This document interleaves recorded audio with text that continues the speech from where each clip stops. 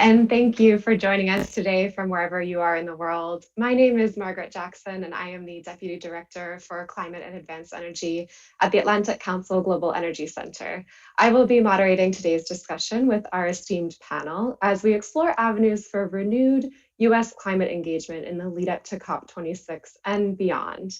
It is our pleasure to be here with London Climate Action Week, and we're grateful for the opportunity to be with you today. Before we get started, I'd like to go over a few housekeeping items. This event is on the record, and we are currently live streaming on Twitter, Facebook, and YouTube. We encourage you to post about today's discussion on social media using the hashtag ACEnergy and by tagging us at AC Global Energy. As I mentioned, this event is part of London Climate Action Week, so please also tag hashtag LCAW2020 in your posts.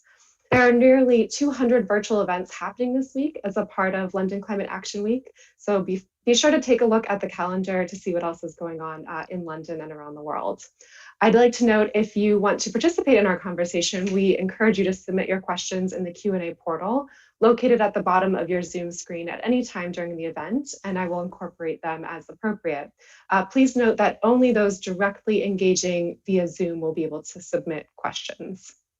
Okay, let's get started on this timely discussion. As you know, at the beginning of this month, the US officially withdrew from the Paris Agreement. President Trump has made it clear, starting when he took office, that he did not want America to be a part of this climate accord. His America First approach ultimately emphasizes economic growth over environmental protections. And over the last few years, the US federal government has reversed domestic climate policies, relaxed environmental protections, and rescinded promises for global financial commitments for climate mitigation and adaptation. And while the US has been moving backward, the rest of the world has been accelerating, with major economies such as the EU, China, and Japan making the ambitious pledge for net zero emissions by mid-century. However, I do want to note that despite the lack of federal leadership, US subnational leaders have been charging ahead with local and state level climate plans and have notably been engaging with international stakeholders.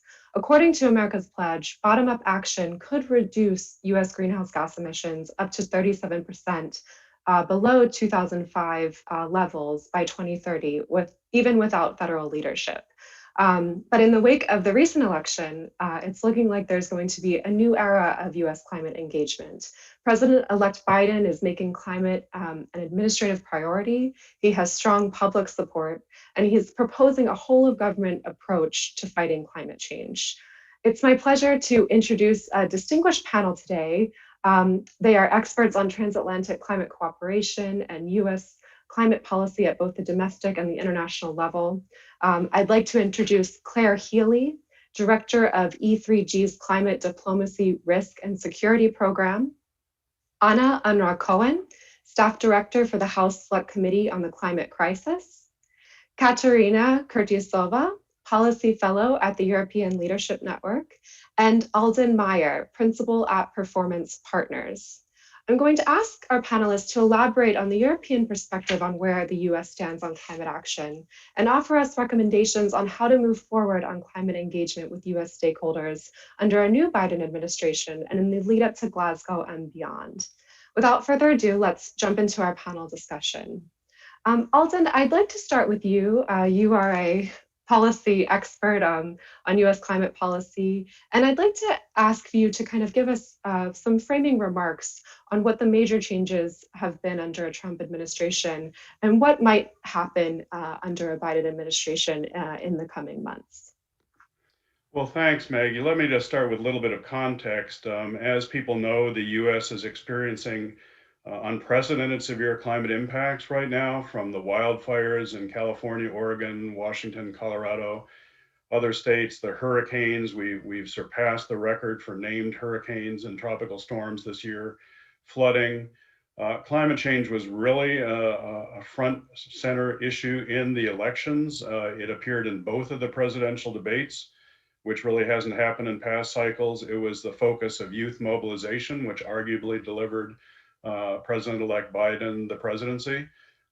Vast majorities of Americans support the Paris Agreement. They support climate leadership, and majorities of Trump voters support clean energy technologies. So that's the overall context, President Trump was clearly out of touch with most Americans on these issues. As you mentioned, climate is one of the top priorities for President-elect Biden, Vice President-elect Harris, one of four top priorities. The other three, of course, are addressing the pandemic crisis, the economic slowdown in reaction to the pandemic, and racial justice.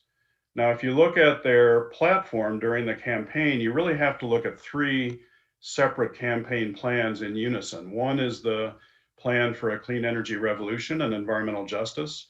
Another is the plan to build a modern, sustainable infrastructure and an equitable clean energy future. And the third is the plan to secure environmental justice and equitable economic opportunity. You really need to look at all these plans together because they have elements that are important to key parts of Biden's political base, including youth, environmental and climate justice groups, labor, and progressive business. Now, I think everyone knows that President-elect Biden has set an overarching goal of achieving net zero emissions in the US by 2050, with a sectoral goal of decarbonizing the power sector by 2035. That's the only sector that he stated an explicit nearer term goal. But other planks of his climate plan are also important to think about. They include building a stronger, more resilient nation to deal with the impacts of climate change that we will continue to experience no matter what we do on the emissions front for the next several decades, rallying the rest of the world to address the climate threat, and I'll come back to that towards the end, standing up to the abuse of power by polluters who are disproportionately harming communities of color and low-income communities. And finally, fulfilling obligations to workers and communities who powered our industrial revolution and decades of economic growth. That's the just transition for workers and communities, particularly in the fossil fuel sector, oil, gas, and coal sectors. His energy plan has a number of planks which people should look at: building a modern infrastructure, along with initiatives in the electricity, clean vehicles, buildings, agriculture, and heavy industry sectors, and also ramping up investments in clean energy innovation. These are all important. Now, of course, he's not free and clear when it comes to politics, and Anna will talk about this in terms of the Congress in just a minute. So they are looking at a full slate of strategies to achieve these policy goals. Of course, legislation will be a priority, starting with the stimulus bill, economic recovery from the pandemic, but also looking at appropriations and sectoral initiatives in clean energy, transportation, nature-based solutions, other areas. It's unlikely that we're going to see any action in this next session of Congress on economy-wide policies like a cap on emissions or carbon pricing, no matter what the outcome of the Georgia Senate runoff elections are on January 5th. Regulatory action will be another arrow in the quiver, looking at the Clean Power Plan, car standards, methane, and others. Of course, they have to be aware of the shifts under Trump in the federal judiciary, including now a 6-3 conservative majority on the Supreme Court as they're crafting regulatory policies. But he's looking, as you said, at a whole of government approach, so looking at other executive branch actions, federal procurement, information programs, financial sector initiatives, and last but not least, support for actions by states, cities, and businesses, because that's what's really kept climate ambition going during the Trump years. And you're going to have an administration that, rather than suing the states and cities and trying to block them from taking action, will be looking for ways to facilitate higher ambition there. Climate action will be a factor in all the personnel decisions, even for positions not traditionally seen as focused on climate. And I think you're gonna see them starting on day one with executive orders and announcements. Now, of course, the first thing on day one is re-entering the Paris Agreement, which will take effect 30 days later on February 19th. But then the real hard work starts of preparing the 2030 nationally determined contribution for the US that should be submitted before the Glasgow summit. We've recommended they use broad stakeholder consultation with labor, business, mayors, governors, Congress, and others, because there's a tension, obviously, between the level of ambition they put forward for 2030 and the political robustness of that commitment. The world does not want to see the US put forward another commitment that it then pulls back from or can't achieve. Climate finance will be another key international issue. Can we fulfill the remaining $2 billion of President Obama's $3 billion pledge to the Green Climate Fund and ramp up other climate finance? The Biden administration will be providing support for the UK in achieving their goals for COP26 with the full force of the US diplomatic machinery. And then, of course, he has pledged to hold a leaders summit to raise climate ambition sometime early in his administration. And there are conversations going on now about how that relates to the UK G7 presidency, the Italian G20 presidency, the priority on building back better, getting debt relief for the vulnerable developing countries and other issues. So it's a full slate of issues on his agenda, but he's definitely going to hit the ground running. Thank you so much for that broad overview, and it's great to hear that there are so many options on the table. Anna, I would like to go over to you and ask if you can go into a little bit more detail, given your past experience on the Hill and where you sit currently with the Committee for the Climate Crisis. Can you elaborate on what Alden presented from your perspective, please? Sure. Thank you for the invitation, and it's great to be joining everyone this morning. Alden really laid out the comprehensive approach that I think you'll see coming from the U.S. Starting in 2021, once President-elect Biden is inaugurated in January. And on the congressional front, as Alden indicated, the Georgia runoff elections, which will be happening January 5th, will be critical to the control of the Senate. If Democrats are able to win both of those seats, then they will control the Senate, and that will just allow the congressional action and ambition to ramp up. But regardless of that, I think there are some positive reasons that you'll see congressional action this year. As Alden mentioned, we anticipate more legislation on COVID response and recovery, and that will be a place that will be an opportunity to embed climate action, especially when we're talking about infrastructure. Outside of COVID response, there's actually a need for the federal government, the US federal government, to reauthorize its funding and program for highways investment. And that has really been the nucleus of then a broader infrastructure package that the House has moved forward, and actually even in the Senate under Republican control, what has come out of the Environment and Public Works Committee actually has a climate title. So Chairman Barrasso of Wyoming, who has a large coal and oil presence in his state, was able to negotiate with the senior Democrat, Senator Carper from Delaware, a title in there that dealt with climate. So that gives me optimism that in a new Congress, with President Biden in the White House, with Speaker Pelosi in the House, and then regardless of who's controlling the Senate, who's majority leader, that we can craft an infrastructure package that will have significant climate benefits. I foresee, investing in the electric grid, investing in electric vehicles. It may be a place that we can have additional renewable tax incentives, and continue some of those policies that has helped keep the U.S. Federal government supporting clean energy and climate despite the Trump administration's current or posture on climate. The appropriations will be a critical place, so that's how we fund our government, but it's also where every year that happens. It's also where our investments for international finance go. And so again, this year the House under Democratic control has tried to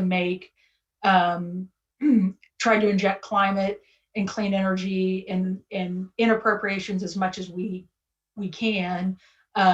Adding the leverage of having a President Biden in the White House will just mean that we'll be able to hopefully have even more robust investment in through our federal funding programs. The other annual bill that we've also been able to make sure there's clean energy and climate action in is the National Defense Authorization, which is another bill that gets done every year. And that's been a place to be able to continue our military's investment in clean energy, which has then spillover effects into the public sector, which has been really important. There are a couple of other things too that are being negotiated right now. They may get done this year, and if they don't, I think there's a good chance that they could happen in a new Congress, especially around energy innovation, which is one place that we have had some bipartisan support. But as a part of that, we actually are very close to finalizing what the US would need to do to implement the Kigali Agreement and put in place the legislation we need on HFCs, which would be a big climate win. So stay tuned on that. It may get through this year, and if not, I'm hopeful that can be part of early action in the next Congress as a way that we start off on a good footing for Congress to act on the climate crisis. Thank you so much, Anna. And I really appreciate both you and Alden going into some of what we're going to need to be doing at the domestic level in the United States, because really before we can go out and ask other countries to also increase their ambitions, we really need to get things in order at home. So with that in mind, Katerina, I'd like to go to you because I know you authored a recent chapter on climate change and transatlantic relations, where you talk about the EU reaction to US climate disengagement. Can you elaborate on what you wrote about and also provide some recommendations for what the EU can do to constructively engage with US under a new administration? Thank you, Maggie, for the opportunity to be here and to present some of the takeaways of my recent study, which was published as part of a broader transatlantic book by the EU Institute for Security Studies. I want to start by saying that there have been decades of successful EU-US collaboration on environmental issues. And we have to remember that the EU and the US collaborated closely during the Paris negotiations, and their co-leadership was crucial to bringing about final compromise in Paris. So when the US announced its intentions to withdraw from the Paris Agreement, it caught its European allies by surprise, and there has been an opposition. And it was really a major setback to transatlantic climate cooperation at the time. And what we've seen in the past 4 years was really that the transatlantic relations have gone from bad to worse, and climate cooperation was one of the areas that was affected. So on the one hand, we had the US, the Trump administration preparing to exit the Paris Agreement, while at the same time with the EU that was making a leap forward with the European Green Deal and more ambitious emissions reduction targets. And to answer your question, Maggie, I think the EU reacted in 2 ways, broadly speaking. First, it deepened its collaboration with subnational and non-state actors who pledged to uphold US climate commitments. So at the state level, the EU has a robust work program with the US Climate Alliance, and also partners with individual states such as California. At the city level, the EU cooperates with the members of the Global Covenant of Mayors for Climate and Energy. And the EU also partners with American business leaders, namely Michael Bloomberg and Bill Gates.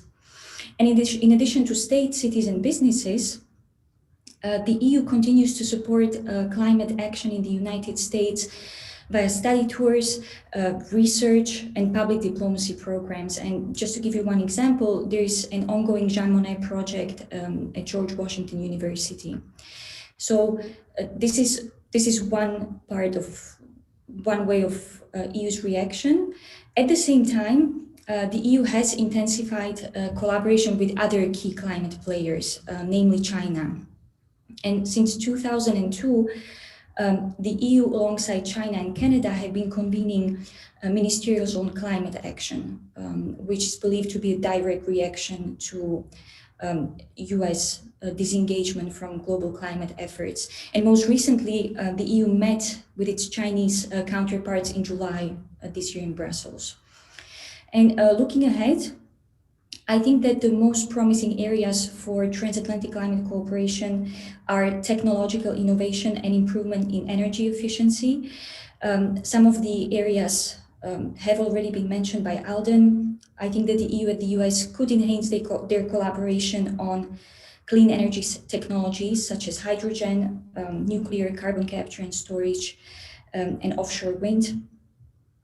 Given that cities today account for 75% of global carbon emissions, I think it is important for the EU and the US to share knowledge on energy efficiency of buildings and clean transport.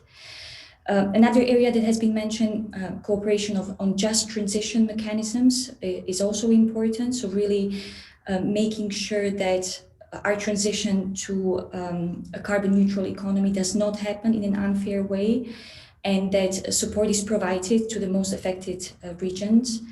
And I think that the EU and the US can also work to jointly reduce reliance on Chinese products and raw materials, and even build industrial leadership on clean technologies, excuse me. And I want to conclude by saying that although the EU has been very ambitious in its climate efforts, today it only accounts for 9.1% of global emissions, and it recognizes the need to work with partners.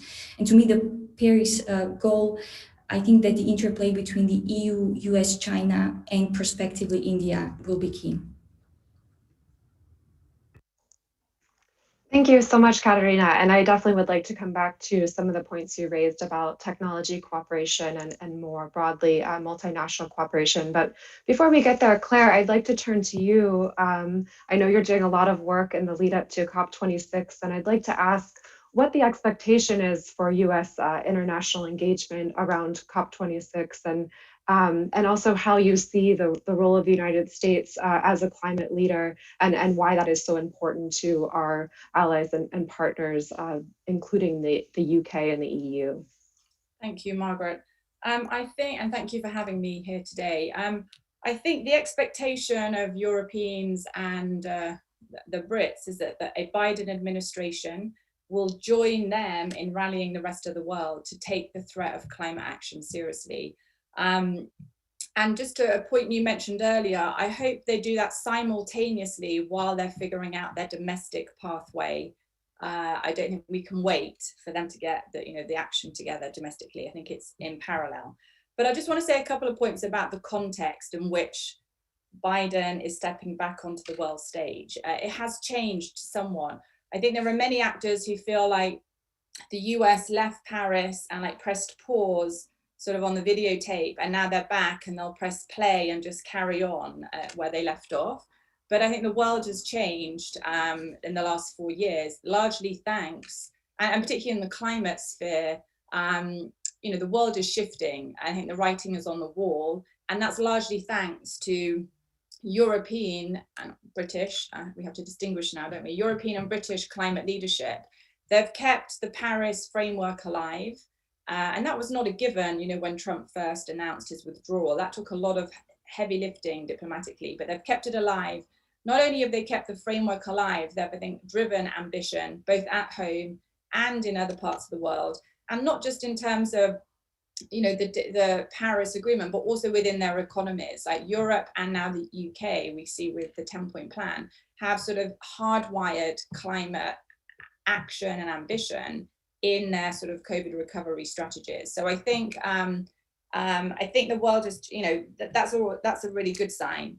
And I think the world's shifting with or without the US. So you can see that with all the net zero club that's growing with Europe, UK, and China, Japan, South Korea. So the US is stepping back on it in a very different playing field, I think. And the other point on context is obviously the turbulent geopolitics that Katerina referred to, and the pandemic that is still raging in the US and around the world, and the economic fallout from that pandemic. So I do think while, we have to think in terms of climate action in this broader context and how we mainstream the agenda, with all the other diplomatic priorities a Biden administration has to contend with, even with the sort of polarized domestic situation that Anna referred to. However, I think there's lots that can be done. And I think just in short, Paris is just a starting point. Yes, hopefully the US will rejoin on day one, but then also join Europe and the US in a massive ambition raising push. And I just don't think anybody should underestimate what a focused United States government with all its force, pulling all their levers, what a difference that can make in shaping and solidifying global cooperation, sort of on this pathway. So I think we expect to see them rejoin Paris, but rejoin Europe and the US in raising ambition. Also looking at the pandemic recovery, Biden says build back better, Boris says build back greener, but we've got to sort of figure out how we do that with other countries and how we help other countries contend with the fallout of the pandemic, but also help them set up to sort of build back better too, right? I think that's number two. And then number three is prioritizing climate across all levers of power, both domestically, a whole of government approach, but all the international organizations that the US sits and helps set the direction. I think we'll see a massive norm shift in the IEA, the World Bank, the IMF, et cetera, as well as, with all the other levers like finance, innovation that the others have referred to. So I do think this is a pivotal moment. And I think I'm quite optimistic, cautiously optimistic, that we can really increase the pace of change now in the direction of travel. Thank you so much, Claire. And I'd just like to ask you a quick follow-up question before going back to Alden and Anna. But we talked a little bit about the subnational engagement, that the We Are Still in Coalition and America's Pledge. Do you think that international stakeholders recognize that stakeholders within the US have really kept up climate ambition, and has that been enough for the US to have some leverage in re-entering the Paris Agreement? Yeah, I think the rest of the world can see that and recognize that and welcomes the action from states and cities and subnational actors. I think, look, the rest of the world know, like we follows US politics, right, quite closely. I think the rest of the world gets it's a very deeply polarized population, right? And I think that people can see that and watch the election, the results are still watching, like no other sort of, other country. I think people follow US politics like nowhere else.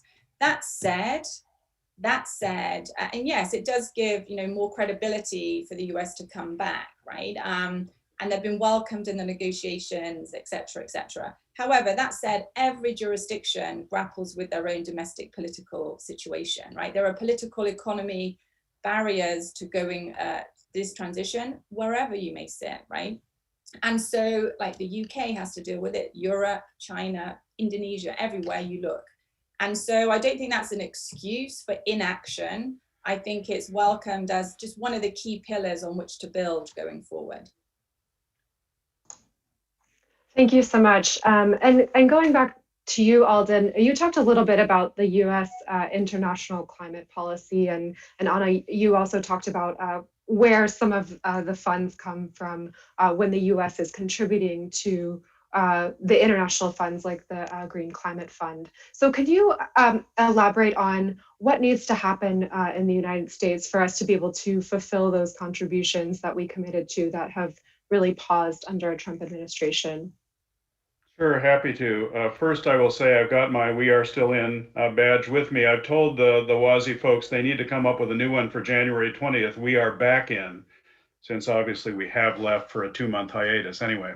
They are a key component of our strategy, both domestically and internationally. And there's a lot going on internationally among the subnationals, among the governors, the mayors, the business community, which is going to provide wind to the sail for the UK going into COP26. On your question, this is a tough one.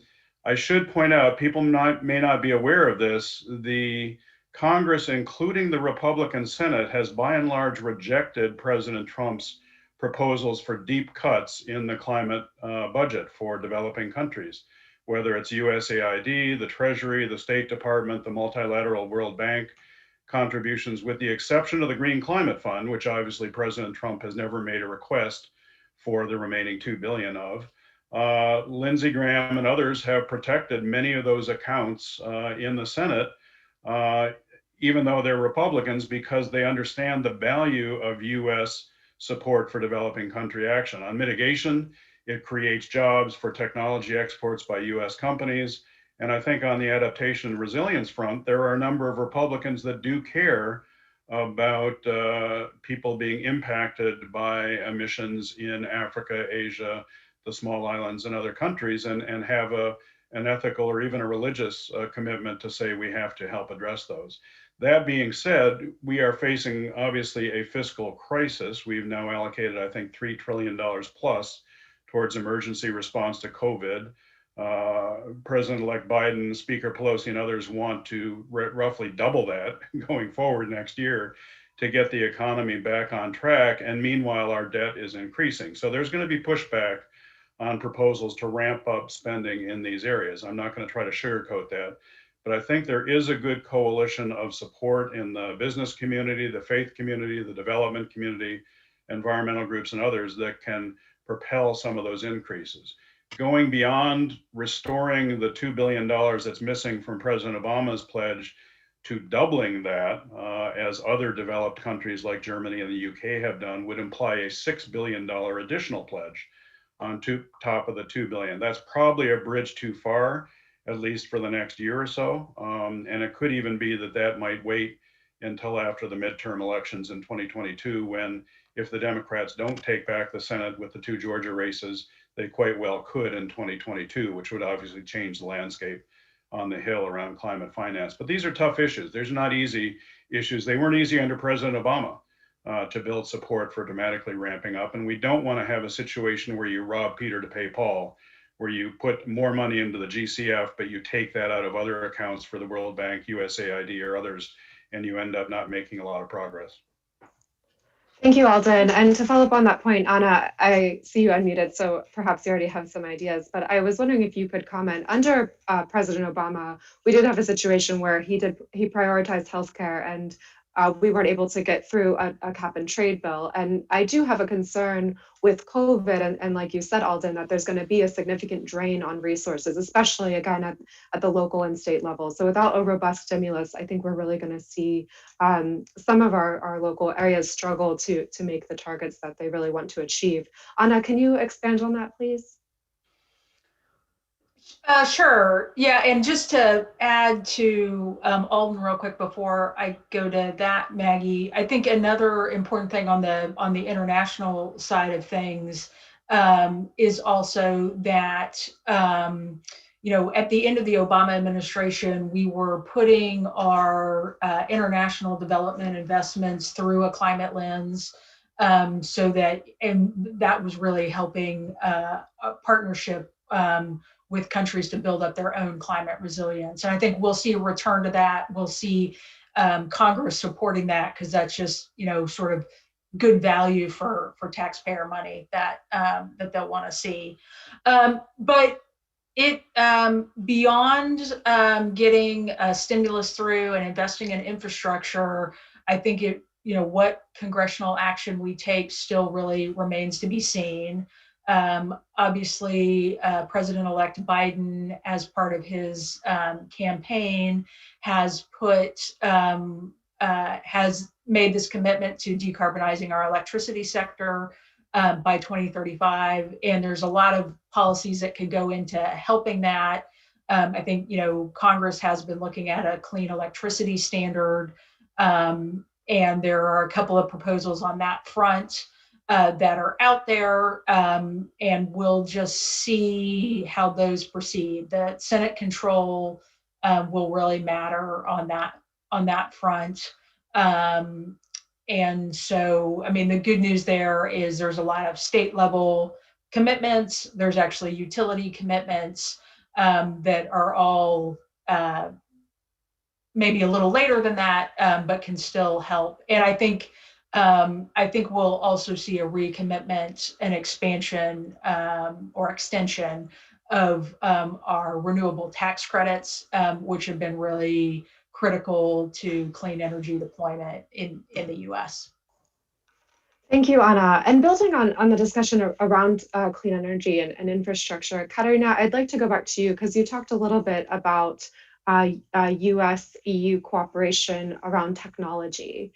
Can you add a little bit to that, please? Because I think that not only is about technology and innovation, but also relates somewhat to the geopolitical conversation as well. So I think one area that I can comment on, I'm happy to let other speakers chip in, is the fact that today the EU is very much dependent on Chinese imports of raw materials and components that are necessary for our clean energy transition. I think that as much as 98% of raw materials that are needed for wind turbines and batteries are imported from China. So the US became aware of that fact a few years ago and has established partnerships with Canada and Australia. And in Europe, we still have to find a way to address that potential problem. And so I think this is one area where the two sides could collaborate and eventually build an industrial leadership on clean technologies. And I would be interested in hearing the opinion of other panelists on that point. Yes, thank you. Claire, did you have anything to add, or anyone else? We also have a few questions coming in from the audience that we can get to as well, if no one else has comment. No, I just saw James's question in the Q&A about how quickly we expect action. And I was just going to say, I do think the expectation, as Alden said, I think a Biden administration ground running. And again, not just joining Paris on day one, but I think in helping to galvanize the world for a sustainable recovery plan. And I think Biden has said he would do a leader level summit within his first 100 days. And I think there is a proposal to make that a rallying cry so that other countries can, it's sort of to motivate and increase their comfort level with doing their own sustainable recovery. And there's lots of actions that a US administration could take or encourage, including like mobilizing finance, I think through the IMF and directing that towards a sustainable recovery. For example, removing their blockage from their special drawing rights at the IMF would inject a ton of liquidity in the system, and I think help build solidarity with other countries and maybe help create plans for them to do their own sustainable recovery. So I think that would expect within Q1. So I think, as Alden said, we would hope the Biden administration would hit the ground running. Thank you. And Alden, yes, please feel free to jump in. Yeah, just a quick point on that to reinforce what Claire said. I mean, people may not be aware of this, but we are losing the battle to shift investments in economic recovery from the COVID pandemic into the clean energy space and to drive the decarbonization net zero commitment that a number of countries, including the US under President-elect Biden, have made. And if we don't change that trend, if we continue to see hundreds of billions or trillions of dollars going into shoring up fossil fuel incumbents, the airlines and others with no conditionality on climate, we could get to COP26 in Glasgow and have the ability to stay well below 2 degrees, much less come anywhere close to 1.5 degrees Celsius and limiting temperature increases in the rearview mirror. unless you scrap, hundreds of billions, trillions of dollars of capital investment. So I think the Build Back Better agenda, the G20, the G7 are critically important in the next months, actually. And we've been encouraging the Biden incoming administration to focus its diplomatic and world leader outreach efforts around that near-term task of shifting that trend in investment patterns in the G20 countries back in the direction of decarbonization and reaching the climate goals. And frankly, I think they would have more credibility on doing that if they were able to get a stimulus package through Congress than they would on pressing other countries to increase the ambition of their NDCs under Paris, given that we're not likely to submit our NDC for 2030 until late summer, early fall. And by all accounts, we're going to miss achieving the 2025 NDC that President Obama put forward. So I think having them go out front on the Build Back Better agenda, which was a key theme of their campaign, working with the UK and Italy around the G7, G20 process with finance ministers, World Bank, Secretary General Guterres and others could be the way to go, and then come in later, maybe in September, just in advance of Glasgow around the climate ambition piece around UNGA. Thanks, Alden. That's an excellent point. Anna, please go ahead. Yeah, I just wanted to add to what Alden and Claire said, and also come back to something from Katarina's point. But on the finance side, I think, if people haven't seen, the U.S. Federal Reserve just recently made an announcement on incorporating climate into their risk analysis, and I think that's just an indication of where it's just unavoidable. Like, finance just sees it and are trying to incorporate it regardless of who's in power, and we'll see that go further. Especially if the U.S. Federal Reserve then will be able to partner with a Biden administration Treasury Secretary who, I think all of his appointments, will have basically a climate screen that they go through. I mean, climate is one of the 4 things that he's put up as, his priorities as part of the transition.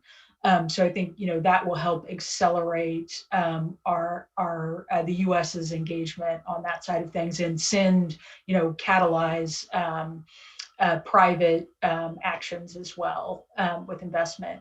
And on Katarina's point, I think there is, especially on technology development, a really great opportunity for further U.S., EU, UK collaboration and engagement. And if you just, if you look at the US's really nascent offshore wind, that one in particular is a place I think we'll see really strong US, EU engagement with, some shared production happening on both sides of the Atlantic, and hopefully with something that'll be a robust build out on the US front now in the next couple of years. Thank you, Anna. And I'm glad you brought up offshore wind. We're actually starting to do a fairly large project on that and working closely with our UK counterparts. So I do think there's some excellent opportunities there. There's been a few questions coming in from the audience around the carbon border adjustment mechanism. We had one question saying that, could the US implement a similar measure or form a climate club with the EU and other countries? Katarina, would you mind starting us off on this conversation? And maybe a few others would also like to chime in. The carbon border adjustment is a very hot topic right now. Sure. So we have discussed many venues or areas where the EU and the US could deepen their collaboration, but of course, there will be also some obstacles that the two will need to consult and overcome. And I think that one of them is the carbon border adjustment mechanism, or the so-called carbon tax, which is part of the European Green Deal. And I just want to explain maybe a little bit the thinking behind it, because here in the EU, we're becoming more and more strict about how much one can pollute. So we put a price on carbon, but what if we're the only ones doing it? And what if our most polluting industries relocate elsewhere to countries with lax environmental standards where it's cheaper to pollute? So we are now trying to prevent that by introducing a carbon tax on goods that are imported from countries that don't put an equivalent price on carbon. And of course, if something like that happens, American products will have a harder time reaching the European market, and it might have effect on some US industries. And American businesses will have to spend a lot of money to decarbonize their products to be able to continue selling them in Europe. And some fear that this could really trigger a full-blown trade war. And there's an opposition on the European side as well, because there are some industries that recognize that there will be retaliatory measures from other countries. So there is lobby within the EU against this measure. And I just want to mention that there has been a lot of discussion about carbon border tax, but it is not yet a legislative proposal. The EU between July and October had a consultation process where different stakeholders, including US stakeholders, could comment on carbon tax. And it will be a few years, so it's not until 2023 that the carbon border tax would be introduced and would become operational. So I really think that this is one of the areas where the EU and the US could work together. And really the major economies should come together and think about how we get from where we are today to really a world where carbon is effectively priced one day. Thank you so much. Alden, did you have a comment? Yeah, I do. I mean, I think this is a tricky issue. Obviously, we all support the idea of trying to create a level playing field for trade-exposed carbon-intensive industries like steel and aluminum and others. Although a recent report by the World Bank Climate Pricing Leadership Coalition said those impacts are not as high as many are led to believe. But the carbon border adjustment mechanism is difficult in a couple of ways. President-elect Obama has said he would like to implement such a measure in the US, but as Anna said, and as I noted, he's not likely to get support in the Congress to legislate either a cap on carbon or a carbon tax. And so you would have to go through a pretty complicated process of showing how regulatory standards imposed an implicit carbon price on domestic manufacturers to be able to then impose a border duty on imports. And let's be honest, the EU and the US, they're not concerned about each other when it comes to steel and aluminum. They're concerned about China and India and other countries that are flooding the market with excess capacity in these sectors. So you really have to bring China, India, and others into this conversation. The worst case for the EU would be replicating what happened with the EU ETS aviation sector proposal several years ago, where they got the US, China, and other countries to gang up against them and reject it and isolate them, and they had to back down. It could be that a more fruitful proposal would be to explore the notion of international standards for these industries through the process that the UN Secretary General has launched, or some others that industry is doing, and bring in China, India, other countries, set some standards for carbon intensity for these sectors, try to ramp that down, and avoid getting into a trade spat. Now, of course, if China moves forward with its carbon markets, and China and the EU got together in a harmonized regime, that would get the attention of US businesses and the US Congress. But that's fraught with difficulty too, given the trade tensions between the EU and China. Thank you so much for going into that. And we actually have another event on Friday morning that we encourage everyone to tune in, where we'll be discussing this issue in depth from the trade perspective. We have another few questions coming in, and one has been about the role of Russia and how to engage with Russia. And Russia has been following the carbon border adjustment mechanism quite closely and is quite worried. Does anyone have a comment on the role that Russia would play with a new Biden administration and the US also increasing its climate ambition, and also with the number of net zero targets we're seeing around the world? Claire, do you have a comment? Well, I would just say it's interesting to me, just listening to the conversation. It's always good to pause and reflect where we are. I mean, for so many years, climate was just sort of a third tier, foreign policy issue where environment ministers met every so often to sort of negotiate a framework. And here we are, just look at the topics we're covering today, like trade and standards and finance. And so I think it shows how climate change has become a maker of geopolitics. not just a taker. It's a top tier foreign policy issue and economic issue, and that's exactly where it should be. And so when countries and jurisdictions are talking about net zero by mid-century, right? So to me, there's sort of three timelines, net zero by mid-century, 2050, 2060. And then you lay out credible pathways to achieving that, including, ambitious targets by 2030 on a pathway to that. And then you look at the next 3 years and how countries are using their recovery stimulus and setting up processes for structural reforms. Then all of a sudden we're in business, right? And so, like Alden mentioned before, when Europe was talking about sort of trade measures, but I do feel like the conversation is very different now, right? And it is a carrot and stick approach, right? The fact that Europe, and the other thing I wanted to say is how Europe, obviously for a long time now, they've set the rules, right? They've set the standards and that sort of, their regulatory diplomacy.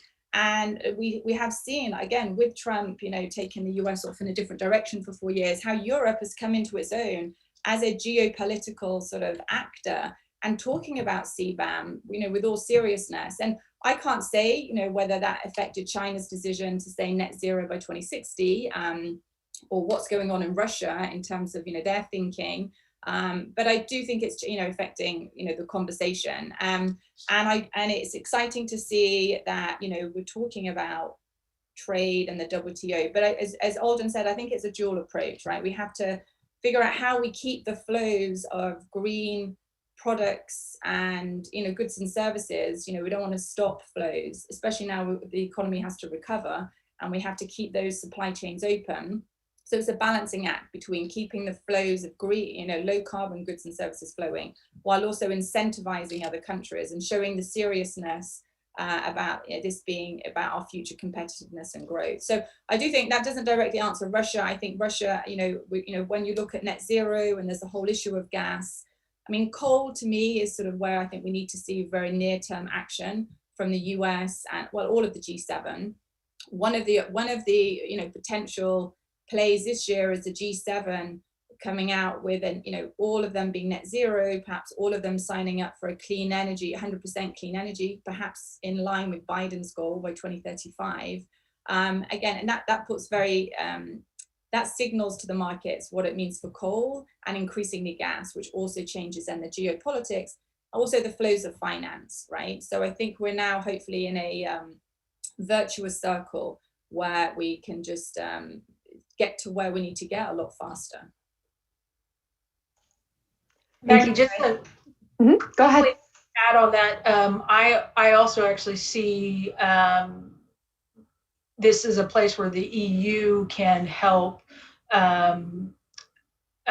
raise ambition, especially when it comes to where they're sourcing their energy imports and how they're looking through that lens. I mean, France has recently canceled a purchase of LNG from the US because of fugitive methane concerns and flaring. And so if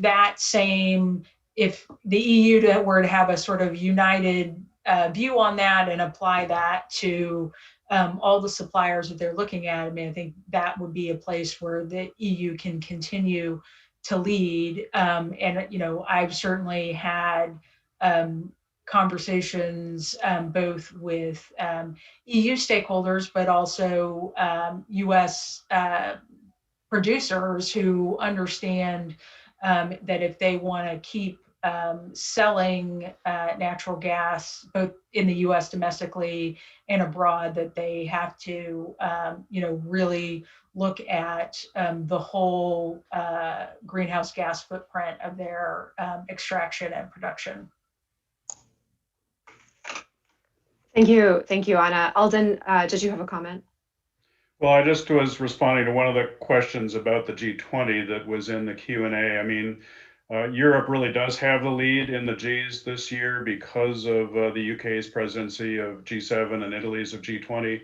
But also next in 2022, Germany has the presidency of the G7 and India has the presidency of the G20. So we really need to look at this in at least a 2-year cycle.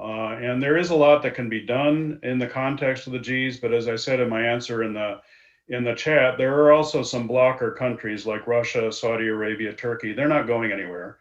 And if you have to get consensus on leader statements in a forum like the G20, that could be difficult. So that may mean that there needs to be some action within the formal context of the G20 and other action within the context of the net zero club of countries that have committed to transformational change that can move forward. And those countries aggregate, nearly 2/3 of the world economy. So if they act together, they can put pressure on others to follow. And you saw that when China made its net zero before 2060 announcement in September, Japan and South Korea quickly followed with net zero commitments, despite resistance from industry for decades in those countries on transformational climate action. So if the big players of the EU, US, China can get together and then bring in some others like Japan, India, et cetera, they can move markets, move technologies, move financial barriers, despite the blockers in the G20. Thank you. I'm sorry, go ahead, Claire. Could I just jump in on this? Because I think it's an important point we need to make about, when we say net zero and the disruption we're about to see, in our economies, as like Paris is a means to an end, right? COP26 is a gateway to a decade of deep decarbonization across all sectors, not just power, transport, agriculture, etc. And I do think it's worth an area where Europe, UK, with US and other countries, we need to have a more fruitful discussion is about how we do this in a fair and just way. I know oftentimes we had some dialogue around just transition around sort of particularly affected communities like coal miners and coal communities. But I think we need to sort of really energize that conversation, that dialogue, and share learnings and best practices, because we've got to think of the political repercussions, and we have to do this in a way that is seen as fair and just and doesn't leave people behind or countries behind. Everyone has to have a role in this new low carbon future. So I think Europe, has been grappling with that, and I think could help US with UK and other countries really try and figure some out. What does that social policy look like? Thank you so much, Claire. And I liked how earlier you kind of laid out the time horizons, but I really appreciate your points and also Alden's on really the international effort and what we can learn from each other, and making sure that this really is a just transition. Katerina, I wanted to ask you if you had any final comments. We only have a few minutes left here. Do you have anything to add? Maybe just a few sentences on Russia, because I know it was part of the questions. And I think it is very interesting to watch how Russian economic interests in the Arctic versus the environmental impacts of the sea ice melt might reconsider the steps Russia will take, because of course Russia is experiencing Siberian fires, permafrost thaw, which has caused the Norilsk oil spill, and of course sea level rise. And so there might be reconsiderations of some kind, and perhaps hydrogen will be an answer to some of these issues. And I also want to mention that the British Embassy in Moscow issued a statement that Wendy Morton from FCDO just completed a 2-day state visit in Moscow, during which climate change was one of the issues that was discussed. So I do think there is an effort also from the UK to bring Russia on board as we're heading towards COP26. Thank you so much, Katerina. And I want to extend a big thanks to everyone for joining us today. Unfortunately, I feel like this conversation could go on for another hour, but we have to close. Thank you for your insights on the US election and the transatlantic climate cooperation. We have a lot of momentum building. We really have a lot of work to do to make sure we raise our ambition in the lead up to COP26 and really fulfill the objective of the Paris Agreement. Thank you for your comments. I'd also like to thank Kelsey Foran, Zach Strauss, Laura Macedo, and Roger Morales for their work in organizing today's event. I'd also like to point out, if you want to re-watch today's event or share the stream with your colleagues, you can find a catch replay on the Atlantic Council website and YouTube channel. For more Global Energy Center content, I already mentioned one, but this Friday, November 20th at 8 a.m., we're going to have a broader discussion on climate and trade harmonization. And at 10 a.m., we're going to talk about the veteran perspective on clean energy and national security. Thank you. I hope you enjoy the rest of London Climate Action Week as we prepare for a year of increased ambition leading up to Glasgow. Thank you again, and have a good day.